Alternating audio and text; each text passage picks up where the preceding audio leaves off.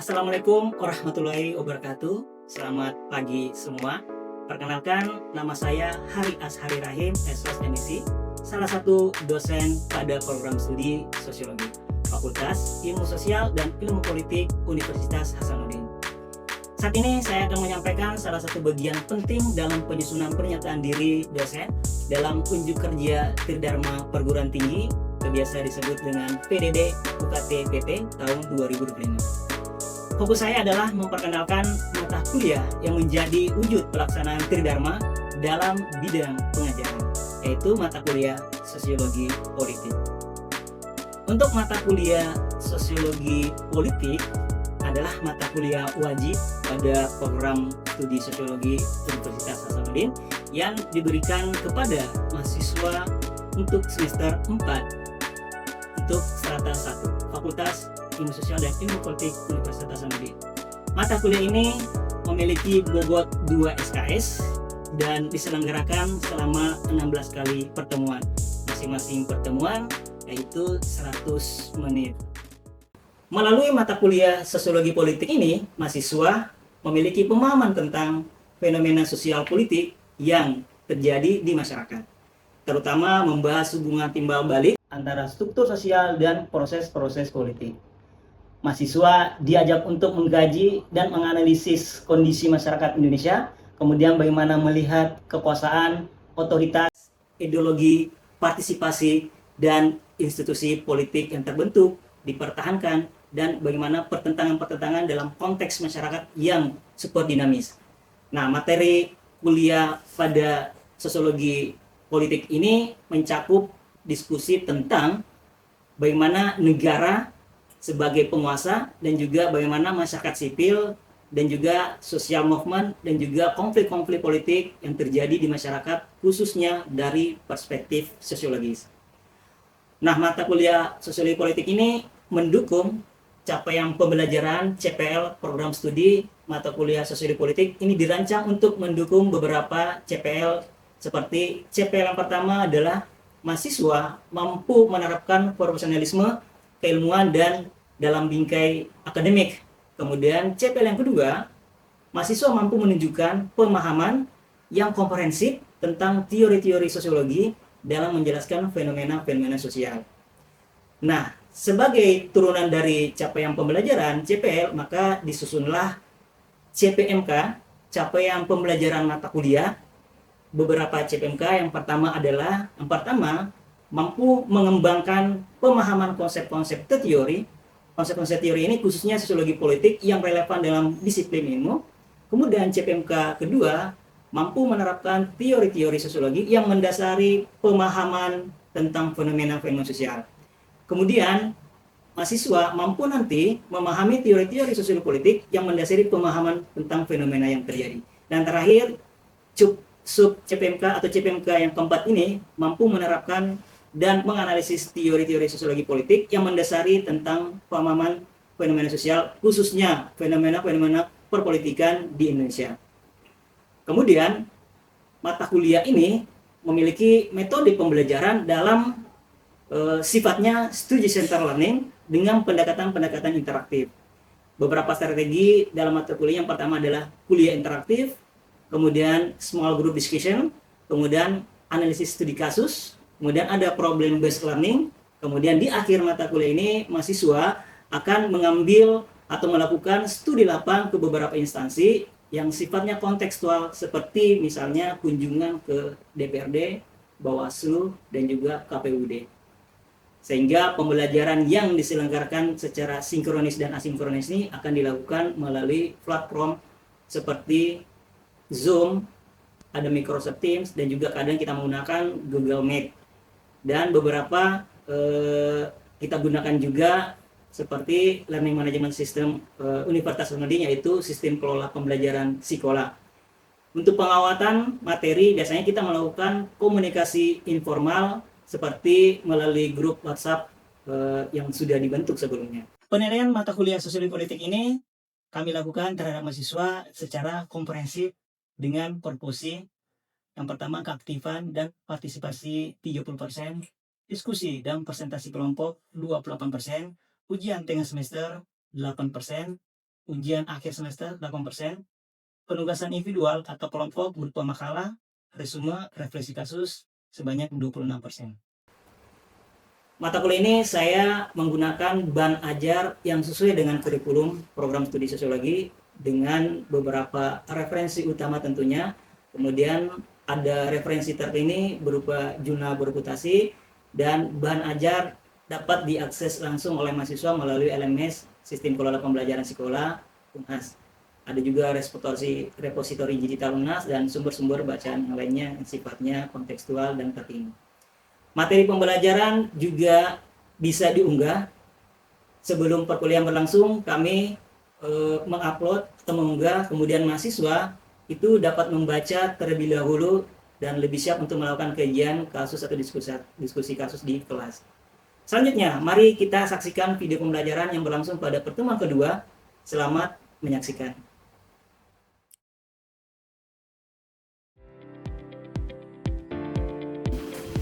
Baik, Assalamualaikum warahmatullahi wabarakatuh. Selamat pagi semua. Salam sejahtera kita semua. Mudah-mudahan kita sehat walafiat ya. Oke, baik. Hari ini kita akan bahas mengenai konsep dasar. Meskipun minggu lalu di pertemuan pertama kita banyak mengenai pembahasan secara umum ya mengenai sosiologi politik. Tapi sebelum itu saya mungkin sampaikan yang paling penting itu adalah karena semester 5 kuliah semester 4. Jadi adik-adik mahasiswa pasti sudah cukup banyak mengenai perkuliahan khususnya mengenai pengantar-pengantar sosiologi ya. Seperti itu. Karena ini ada banyak berkaitan mengenai pengantar sosiologi dengan pengantar ilmu politik. Di pertemuan awal kita banyak membahas mengenai kontrak pembelajaran ya. Secara umum mengenai materi perkuliahan kita hari ini kita akan membahas sejauh mana konsep dasar sosiologi politik dengan konsep dan pendekatan khususnya banyak membicarakan tentang definisi sosiologi dan ruang lingkup serta fokus kajian sosiologi politik. Untuk itu mata kuliah ini ya saya mohon untuk lebih fokus ya karena ada 16 kali pertemuan. Saya pikir sudah kita bahas mengenai kontrak pembelajaran, mengenai etika segala macam, kemudian kehadiran 80% ya kehadiran dalam kelas sehingga semua mahasiswa diharapkan bisa lulus dalam mata kuliah ini seperti itu. Nah, bicara tentang sosiologi politik ya akan kita membahas kajian interdisiplin irisan dari dua bidang ilmu ya. Kalau kita lihat di depan kita ada dua kajian khususnya bicara tentang sosiologi dan ilmu politik seperti itu. Jadi dua irisan yang akan kita bahas di irisan antara sosiologi dan ilmu politik. Ya, jadi mata kuliah kita kali ini akan banyak membahas tentang sosiologi politik terkait dengan bagaimana kajian-kajian relasi antara kehidupan masyarakat secara umum dengan keputusan-keputusan yang diambil oleh negara ya, atau pemilik kekuasaan karena negara lah yang akan mengeluarkan kebijakan-kebijakan yang kemudian akan banyak berdampak terhadap kehidupan masyarakat. Misalnya ya negara misalnya membuat keputusan menaikkan harga BBM misalnya itu bisa akan mempengaruhi bagaimana kondisi masyarakat. Ya mempengaruhi kesejahteraan tentunya akhirnya apa mungkin terjadi gejolak-gejolak yang ada di masyarakat, misalnya muncul konflik misalnya, ya seperti itu. Banyak hal ya, belum lagi dari efek kesehatan pendidikan, kebijakan negara juga banyak mempengaruhi seperti itu ya, terkait dengan penguasa dalam hal ini gitu ya. Nah dua kajian ilmu tersebut akan melahirkan seperti itu. Jadi ada irisan yang nanti akan kita membahas tentang bagaimana kajian-kajian sosiologi politik ya. Ya, jadi nanti kalau kita akan memahami seperti itu, maka kita akan melihat manfaat terbesar ya, dari bidang sosiologi politik, khususnya bagaimana mencerdaskan pembaca atau mahasiswa sendiri seperti itu terkait dengan bagaimana menganalisis situasi. Kita akan banyak melihat bagaimana fenomena-fenomena politik hari ini, kemudian Tentunya bukan hanya di tingkatan makro maupun di tingkatan mikro. Dan bisa saja nanti di kehidupan dalam keluarga misalnya itu kan juga akan banyak mempengaruhi bagaimana kebijakan negara sampai ke kehidupan pribadi seperti itu. Nah, kemudian sebelum masuk ke irisannya ya tentang sosiologi politik secara umum, kita akan bahas sedikit mengenai apa itu konsep sosiologi. Tapi ini sudah paham semua ya, karena sudah semester 4. Kalau pengantar sosiologi saya pikir di semester 1 sudah kita bahas ya. Apa itu kajian sosiologi? Nah, kalau kita melihat secara etimologi ya kita sudah paham bahwa sosiologi itu berasal dari bahasa Latin ya. Socius dan socius itu apa? Logos, ilmu. Logos atau logi ya, tentang keilmuan. Jadi sosiologi itu adalah ilmu tentang masyarakat. Nah, ada juga membahas beberapa tokoh ya, pemikir-pemikir, misalnya Orton dan Hart ya, atau Peter Elderger, atau dalam bukunya ilmu politik Damsar misalnya banyak memberikan definisi tentang masyarakat. Tapi secara umum ada yang bisa mengulang kembali apa itu sosiologi? Saya Pak. Ya, silakan. Baik, terima kasih atas kesempatan yang diberikan. Jadi secara umum sosiologi adalah ilmu pengetahuan yang mempelajari tentang masyarakat, perilaku manusia dalam kelompok, serta hubungan dan interaksi sosial antar individu, sehingga itu bisa dikatakan sebagai hubungan dalam suatu kelompok masyarakat. Kemudian sosiologi juga meneliti struktur sosial, serta hubungan dan proses sosial dalam perubahan, serta berusaha menemukan pola-pola umum dalam kehidupan masyarakat. Ya, jadi sebenarnya kalau kita bicara tentang masyarakat, ya, jadi masyarakat itu adalah sekumpulan manusia yang secara relatif mandiri atau secara hidup bersama-sama dalam waktu yang cukup lama. Nah, di situ ada wilayah, ya, ada tempat, ada place gitu ya. Kemudian di situ karena dia hidup secara berkelompok, hidup secara bersama-sama, sehingga terbentuklah yang namanya budaya. Ya, makanya ada suku-suku karena mereka hidup secara bersama dalam waktu yang cukup lama seperti itu ya. Ya, melakukan sebagai kegiatannya dalam kelompok-kelompok tersebut. Nah, kalau kita bicara masyarakat, pasti tadi karena adanya sekumpulan manusia yang saling berinteraksi. Nah, ini perlu dijelaskan kembali. Ya, sering kita dengar kata interaksi, sering ya. Tapi kadang kita mendapatkan itu interaksi kadang sesuatu yang susah membayangkan seperti itu ya. Jadi interaksi itu adalah sesuatu yang timbal balik ya, sesuatu hubungan-hubungan sosial yang timbal balik, ada respon, ada feedback. Contoh misalnya kalau kita berkomunikasi, kemudian orang itu tidak memberikan respon, ya, tidak memberikan feedback segala macam, itu belum bisa dikatakan interaksi. Ya. Misalnya kalau kita melakukan tindakan sosial, kemudian dia juga melakukan tindakan sosial karena ada respon dari kita, itu sudah dikatakan interaksi sosial seperti itu. Tapi kalau tidak ada respon apapun, ya itu belum dikatakan interaksi. Jadi manusia yang saling berinteraksi tadi itu, ya itulah nanti dikatakan hidup secara bersama dan melakukan interaksi sosial. Ya. Dan itulah masyarakat. Intinya adalah bagaimana dia selalu berinteraksi satu sama lain, ya, ada hubungan respon, ada feedback, ya. Kalau kita berkomunikasi ada juga responnya. Kalau tidak responnya, ada susah dikatakan sebuah interaksi sosial. Sama misalnya kalau kita bernyanyi di kamar, kemudian ada yang ikut bernyanyi, itu bisa dikatakan interaksi ya? Bisa, iya. Bisa ya? Bisa itu gimana? Atau di kamar mandi kalian bernyanyi kan sering toh? Bernyanyi di kamar mandi, kemudian orang luar juga balik. Apakah itu interaksi? Iya, bisa. Atau misalnya ada orang yang melempar batu di sungai, kemudian merasa terganggu, apa itu interaksi? Interaksi, Pak. Interaksi, Pak. Ada respon ya? Dilibatkan oleh tindakan kita. Proses mempengaruhi. Itu. Ada proses mempengaruhi. Ya, ada merasa. Kalau kita misalnya di halte, kemudian kita datang tanpa bicara, tapi dia merasa terganggu, itu interaksi. Belum ya, karena belum ada komunikasi atau sedikit. Jadi interaksi jika ada hubungan yang saling karena adanya tindakan kita, ya, bukan karena hal yang sifatnya material ya, dan itu belum bisa dilakukan disimpulkan kalau misalnya dari otomatis juga melakukan tindakan-tindakan tersebut. Nah ini kita akan lihat beberapa pendapat ahli mengenai definisi sosiologi.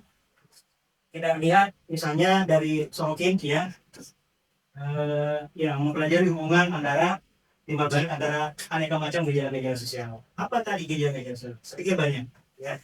Gejala-gejala sosial misalnya ya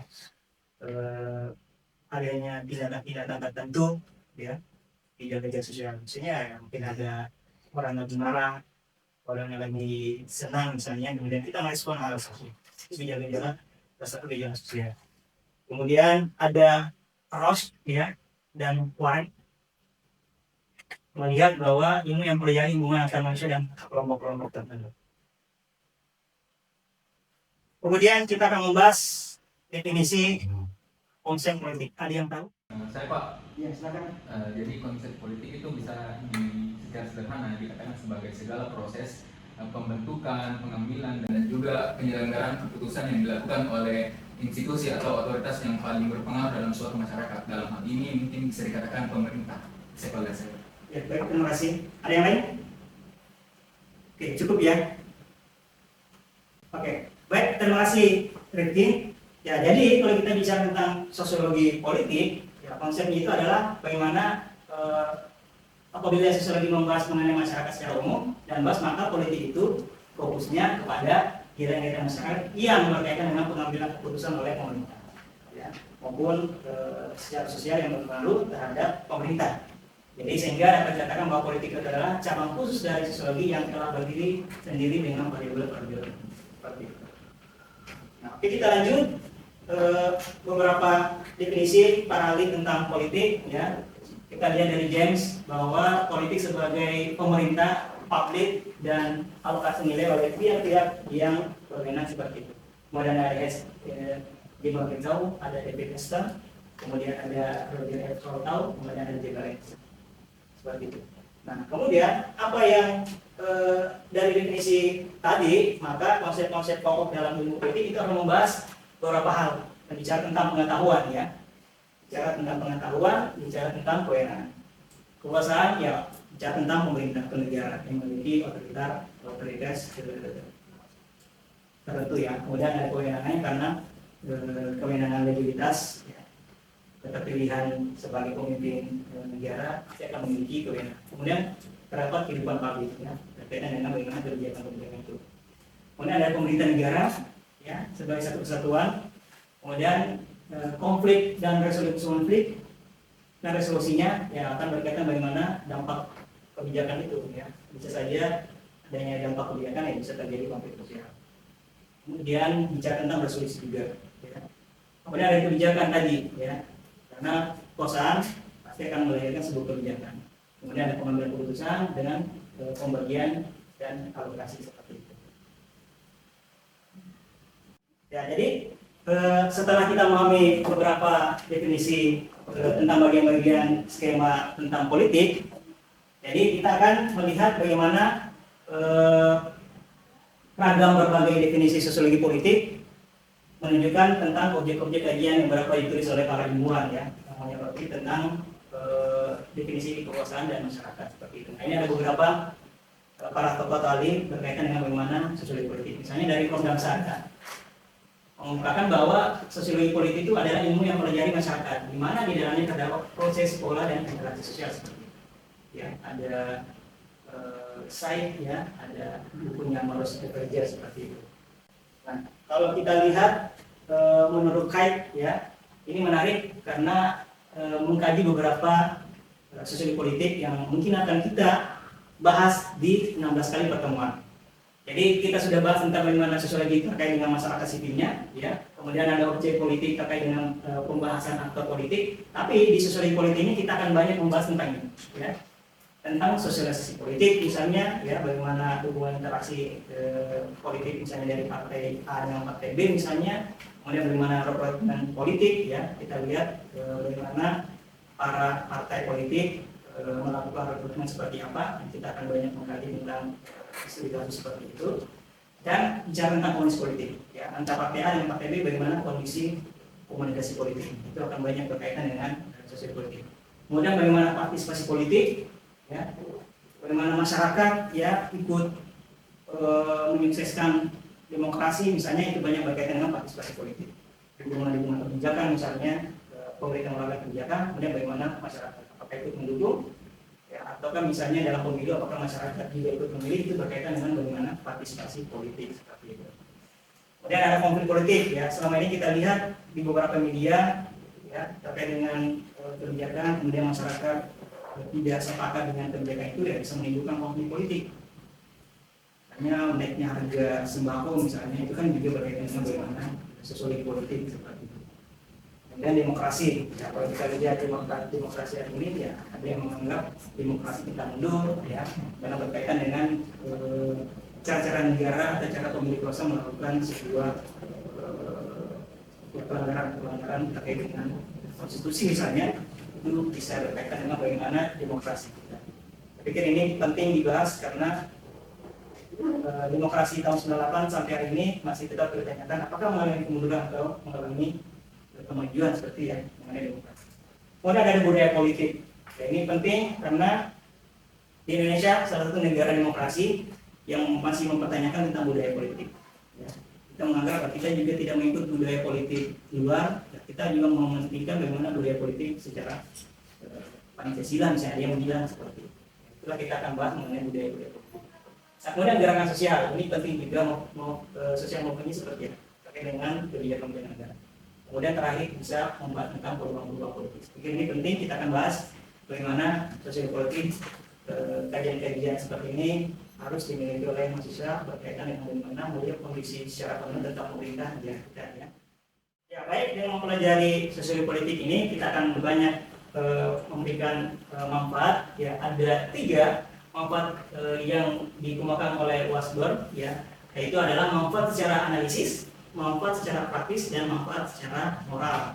Nah, manfaat secara analisis ya, di sini kita lihat bahwa sosiologi politik itu memberikan tawaran berbagai macam teori dan metodologi. Ya, tentunya dengan teori metodologi itu akan digunakan kita sebagai masyarakat untuk bisa membaca kondisi praktik politik yang real berkembang di masyarakat seperti itu. Ya, teori dan metodologi ini akan membahas tentang bagaimana diskusi kekuasaan misalnya, termasuk yang tadi sudah dibahas sosial politik, partisipasi politik, tentang komunikasi politik, dan juga gerakan-gerakan politik seperti itu. Nah, yang kedua adalah bagaimana sosiologi politik juga memiliki manfaat praktis. Ya, ini berkaitan dengan bagaimana macam-macam strategis untuk mencapai tujuan-tujuan politik. Tentunya ada strategi-strategi yang tergolong efektif dan juga efisien seperti itu. Dan terakhir, manfaat moral. Ini bermaksud bahwa dengan memahami sosiologi politik secara teori dan metodologi, ya kita akan memahami bagaimana strategi itu yang tergolong efektif dan efisien dalam usaha memenuhi kepentingan politik maupun tujuan-tujuan politik dan dapat meningkatkan komitmen kerakyatan, khususnya berkaitan dengan keberpihakan. Seperti itu ya, ada keberpihakan sebagai tawaran dan bukan doktrin wajib ya yang harus diikuti. Itulah mengapa kita harus berhati-hati supaya menghindari bentuk-bentuk monopoli maupun eksploitasi seperti itu menurut Sugianto. Mungkin sedikit tentang konsep-konsep sosiologi untuk pekan kedua ini. Selebihnya nanti kita akan lanjutkan di pertemuan berikutnya. Oke, ada yang mau ditanyakan atau mungkin kita bisa berdiskusi, silakan. Saya Pak. Baik, terima kasih atas kesabarannya Pak. Perkenalkan, nama saya Sisi. Jadi pertanyaan saya itu bagaimana implikasi politik di masyarakat? Ya baik, terima kasih Sisi terkait dengan bagaimana implikasi politik terhadap masyarakat. Saya pikir ini kajian utama kita bagaimana sosiologi politik melihat dan dampak politik di masyarakat. Nah, berkaitan dengan implikasi politik, kemudian bagaimana negara memiliki super power atau memiliki kuasa yang kemudian melahirkan sebuah kebijakan dan dampaknya terhadap masyarakat. Misalnya kalau pemerintah mengeluarkan kebijakan sangat populis, ya mungkin saja itu akan berdampak kebaikan terhadap masyarakat ya. Tapi kalau kebijakan yang tidak berpihak terhadap masyarakat, mungkin ada penolakan-penolakan tertentu ya. Apakah ketidakpatuhan ya masyarakat karena tidak sesuai dengan kondisi masyarakat akan melahirkan namanya konflik sosial. Jadi kepatuhan dan konflik sosial itu ya terkait dengan bagaimana model dan bentuk kebijakan yang terjadi yang dikeluarkan oleh masyarakat seperti ini.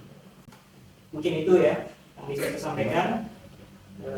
Saya pikir kita akan melanjutkan materi kita dan diskusi kita mengenai sosial politik ya di pekan ketiga. Saya harap mahasiswa tetap semangat ya, tetap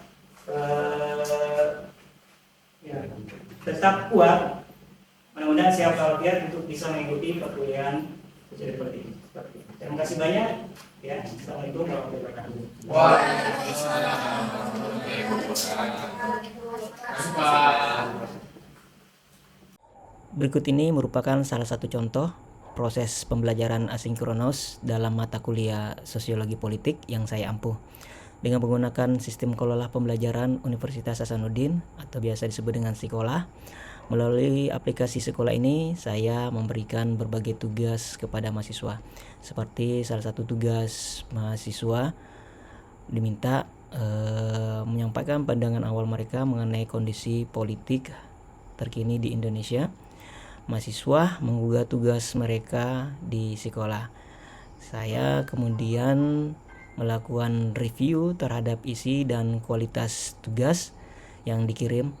Proses review ini penting untuk memberikan umpan balik, feedback, baik dari aspek pemahaman konseptual, argumentasi, maupun kedalaman analisis yang ditunjukkan mahasiswa dalam menanggapi isu politik secara aktual.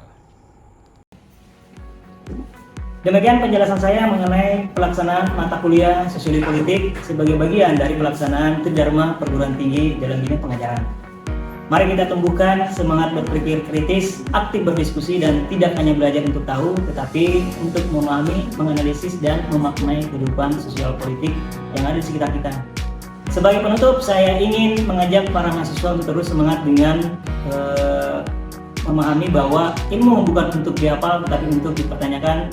Jangan takut berpikir berbeda karena perubahan besar dimulai dari pertanyaan yang sederhana. Terima kasih atas perhatian Anda dan juga mahasiswa. Mohon maaf atas segala kekurangan. Assalamualaikum warahmatullahi wabarakatuh.